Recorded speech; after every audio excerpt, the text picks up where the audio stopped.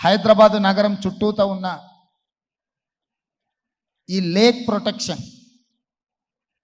ఈ చెరువుల యొక్క సంరక్షణ, ఈ చెరువులు మన జీవనాధారం, మన సంస్కృతి. హైదరాబాద్ నగరంలో ప్రధానంగా 1908లో వచ్చిన వరదలు, ముఖ్యంగా 115 సంవత్సరాల క్రితం ఈ నగరం మీద వరదలు ఉప్పెనై కమ్మేసి వేలాది మంది ప్రాణాలను బలిగొన్నది. ఆనాటి పాలకుడు నిజాం సర్కార్ చెల్లించిపోయి వేలాది మంది ప్రాణాలు కోల్పోవడానికి కారణమైన ఈ వరదల్ని నియంత్రించాలి అని అంటే ఏమి చేయాలి అని ప్రపంచంలో ఉండే గొప్ప వ్యక్తులందరినీ సంప్రదించి మోక్షగుండం విశ్వేశ్వరయ్య గారిని, ప్రపంచానికి ఒక ఆర్కిటెక్ట్ అయిన మోక్షగుండం విశ్వేశ్వరయ్య గారిని నియమించడం జరిగింది. వారు పూర్తిగా ఈ ప్రాంతాన్ని, ఈ క్షేత్రాన్ని, ఈ భూమి యొక్క నైసర్గిక స్వరూపాన్ని అర్థం చేసుకొని వికారాబాద్ అడవుల నుంచి వచ్చే వరదలని నగరం మీద పోటెత్తకుండా ఉండడానికి ఉస్మాన్ సాగర్, హిమాయత్ సాగర్ని నిర్మించి ఫిరంగి కాలువ ద్వారా, మూసీ నదుల ద్వారా, ఈసా నదుల ద్వారా వచ్చే నీటిని నియంత్రించి ఆ నీళ్లను నగరానికి తాగునీటిగా మార్చి ఈ ప్రాంతంలో గొలుసుకట్టు చెరువులను నిర్మించి హైదరాబాదు హెరిటేజ్ సిటీనే కాదు, Hyderabad is a lake city అని చెప్పి నిజాం సర్కార్ 100 సంవత్సరాల ముందే ఒక అద్భుతమైన కట్టడాలను నిర్మించి మనకు అందించింది.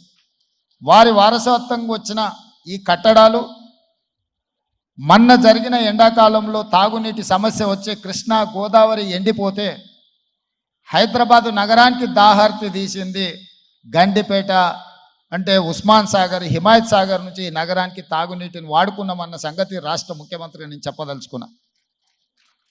ఈ ప్రజలకు కోట్లాది మంది దాహార్తిని తీర్చే ఈ యొక్క చెరువులను శ్రీమంతులుగా, గొప్ప వ్యక్తులుగా ఉన్న వాళ్ళు వాటి పక్కనే ఫామ్ హౌజ్ల పేరు మీద నిర్మించుకొని వాళ్ళ డ్రైనేజ్ కాలువలు తీసుకెళ్ళి గండిపేటలో కలిపినారు. నేను ఇక్కడ వేదిక మీద ఉన్న పెద్దలతో పాటు ఇక్కడ వచ్చిన భక్తులను నేను ఒకటే మాట అడగదలుచుకున్నా. ఇవాళ వాళ్ళ విలాసవంతమైన జీవితం కోసం నిర్మించుకున్న ఫామ్ హౌజ్ల నుంచి వచ్చే డ్రైనేజ్ గండిపేటలో హిమాయత్ సాగర్ తాగునీటిలో కలిపితే ఆ నీళ్లు హైదరాబాదు నగరానికి తాగడానికి సరఫరా చేస్తుంటే వాళ్ళు నిర్మించిన అక్రమ నిర్మాణాలను వదిలేస్తే ఇక నేను ప్రజాప్రతినిధిగా విఫలమైనట్ట కాదా మీరు ఒక్కసారి ఆలోచన చెయ్యండి. అందుకే ఒత్తిడి వచ్చినా, మిత్రులకు ఫామ్ హౌజులు ఉన్నా ఏవి వదలకుండా హైడ్రా అనే ఒక సంస్థను ఏర్పాటు చేసి తెలియకుంటేనే ప్రజాప్రతినిధులం కొన్ని మన దినచర్యల్లో భాగంగా కొన్ని తప్పిదాలు చేస్తుంటాం. తప్పుదలు తెలవకుంటేనే కొన్ని తప్పులు జరిగిపోతుంటాయి. మరి ఆ ఖాతాను సవరించుకోవడానికి, ఆ బ్యాలెన్స్ షీట్ను సవరించుకోవడానికి తెలిసి కొన్ని మంచి పనులు చేయాలని నేను ప్రగాఢంగా విశ్వసిస్తున్నా, నమ్ముతున్నా. ఆ తెలిసి చెయ్యాలనుకుంటున్న మంచి పనులో భాగము ఈ చెరువులను చెరబట్టిన వాళ్ళ నుంచి విముక్తి కలిగించాలన్న ఏకైక లక్ష్యంతోనే ఈరోజు చెరువులను ఆక్రమించుకున్న వాళ్ళను ఎవరిని వదలకుండా ఉక్కు పాదంతో అణిచివేయాలన్న ఆలోచన, అందులో నిర్మాణాలను ఏ ఒత్తిడి వచ్చినా వెనక్కి తక్కకుండా తొలగించాలన్న ఆలోచనతోనే ఈరోజు ఈ చెరువులలో ఉన్న అక్రమ కట్టడాలను కూలగొడుతున్నాము. దీనికి స్ఫూర్తి భగవద్గీత అనే కురుక్షేత్ర యుద్ధ సందర్భంలో అర్జునుడు ఆయుధాలను కింద పడేసి రాజ్యం కోసం భీష్మ పితామహుడు, అదేవిధంగా కర్ణుడు, దుర్యోధనుడు, దుశ్శాసనుడు, నా సహోదరులందరూ ఆ పక్కన నించుంటే ఈ రాజ్యం కోసం వాళ్ళందరినీ సంహరించడం, వాళ్ళని సంహరించి రాజ్యాన్ని సాధించుకోవడం ద్వారా ఏమి ఉంటుంది, ఏం మనశ్శాంతి వస్తుంది అని చెప్పి అర్జునుడు యుద్ధతంత్రం నుంచి తప్పుకుంటా అన్నప్పుడు శ్రీకృష్ణ భగవానుడు బోధించిందే భగవద్గీత. చంపేదెవరు, చంపించేదెవరు, లోక కళ్యాణం కోసం నీ బాధ్యతను నెరవేర్చాల్సిందే, ధర్మం బ్రతకాలి, అధర్మం ఓడాలి అంటే నువ్వు యుద్ధం చెయ్యాల్సిందే అనే యుద్ధ నీతిని ఆ రోజు అర్జునుడికి బోధించింది శ్రీకృష్ణ భగవానుడు. ఇవాళ ఆ శ్రీకృష్ణ భగవానుడి బోధనానుసారమే ఈరోజు ఈ చెరువులను కాపాడే కార్యక్రమాన్ని నేను తీసుకుంటున్నా. నాకు తెలుసు ఈ చెరువులలో నిర్మాణమైన విలాసవంతమైన ఫామ్ హౌజులు ప్రభుత్వాన్ని ప్రభావితం చేయగలిగిన స్థానాలలో ఉన్న చాలామంది వ్యక్తులు ఉన్నారు. ప్రత్యక్షంగా ప్రభుత్వంలో భాగస్వాములు అయి ఉండొచ్చు, లేకపోతే ఈ సమాజం మీద బాగా ప్రభావితం చేయగలిగిన వ్యక్తులు ఉండొచ్చు. కానీ వాటన్నిటినీ నేను పట్టించుకోదలుచుకోలే. ఇది భవిష్యత్ తరాలకు, ఇది రాజకీయాలకు సంబంధం లేదు. నేను స్పష్టంగా చెప్పదలుచుకున్నా. రాజకీయాల కోసమో లేకపోతే రాజకీయ నాయకులను కొంతమందిని దృష్టిలో పెట్టుకొని చేపడుతున్న కార్యక్రమం కాదు ఇది. భవిష్యత్ తరాలకు, మన పిల్లలకు, వాళ్ళ పిల్లలకు వారసత్వంగా మనం అందించే సంపద ఈ సరస్సులు, ఈ నదులు, లేకపోతే ఈ రోజున్న ఈ చెరువులు. ఈ ప్రకృతి సంపదను మనం విధ్వంసం చేస్తే ప్రకృతి మన మీద కక్ష కడుతుంది.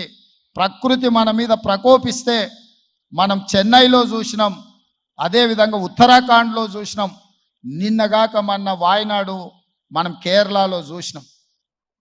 ఈరోజు ఇలాంటివన్నిటిని దృష్టిలో పెట్టుకున్నప్పుడు ఈ హైదరాబాదు నగరాన్ని రక్షించుకోవాల్సిన బాధ్యత మన అందరి మీద ఉన్నది. ఇది ఒక సుందరమైన నగరం. ఈ నగరానికి ఈ చెరువులే ఒక అందం. ఈ చెరువులను కాపాడే బాధ్యత ఈ ప్రభుత్వం తీసుకుంటుంది. ఎవరు ఏమనుకున్నా, ఎవరు ఏ ఒత్తిడి తెచ్చినా వాటన్నిటిని పక్కన పెట్టి చెరువులను ఆక్రమించుకున్న వాళ్ళ భరతం పడుతుంది ఈ ప్రభుత్వం అని చెప్పి నేను ఈ సందర్భంగా తెలియదలుచుకున్నా. ఆనాడు కురుక్షేత్రంలో ధర్మం వైపు శ్రీకృష్ణుడు, అర్జునుడు నిలబడ్డందుకే ఈరోజు ఆ ధర్మం అనేది కాపాడింది. వాళ్ళు ధర్మాన్ని కాపాడితే ధర్మం మనల్ని కాపాడింది. ఈరోజు మనం చేస్తున్న పని కూడా అలాంటిదే. మీ అందరి సహకారం ఉండాలి. అదేవిధంగా నిర్వాహకులకు ఈరోజు విద్యకు సంబంధించి లక్షలాది మంది నిరుపేద విద్యార్థులు, ఎస్సీ, ఎస్టీ, బీసీ, మైనారిటీ, ఆర్థికంగా వెనుకబడిన వాళ్ళు ప్రభుత్వ పాఠశాలల్లో చదువుకుంటున్నారు.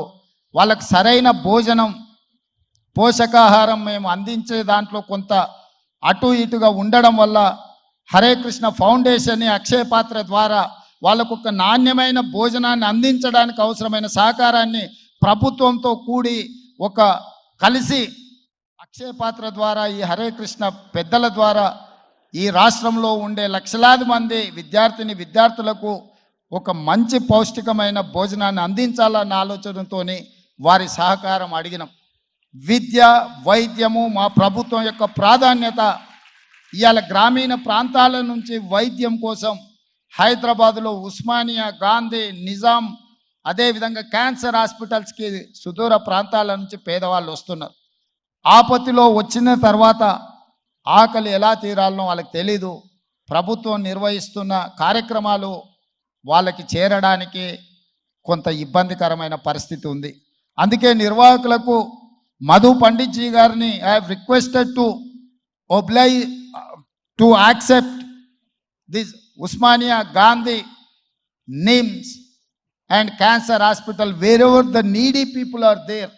I need your support to serve their food. అక్కడ కావాల్సిన మౌలిక వసతులన్నీ ప్రభుత్వం ఏర్పాటు చేస్తుంది. వాటిని నిర్వహించడం, ఒక నాణ్యమైన భోజనాన్ని వాళ్ళకు అందించడానికి మీ వైపు సహకారం ఉండాలి. మీరు మేము కలిసి ఈ ప్రభుత్వాన్ని ముందుకు తీసుకెళ్తే నిజంగా ప్రజలకు అవసరమైన అవసరాలను తీర్చే అవకాశం ఉంటుంది.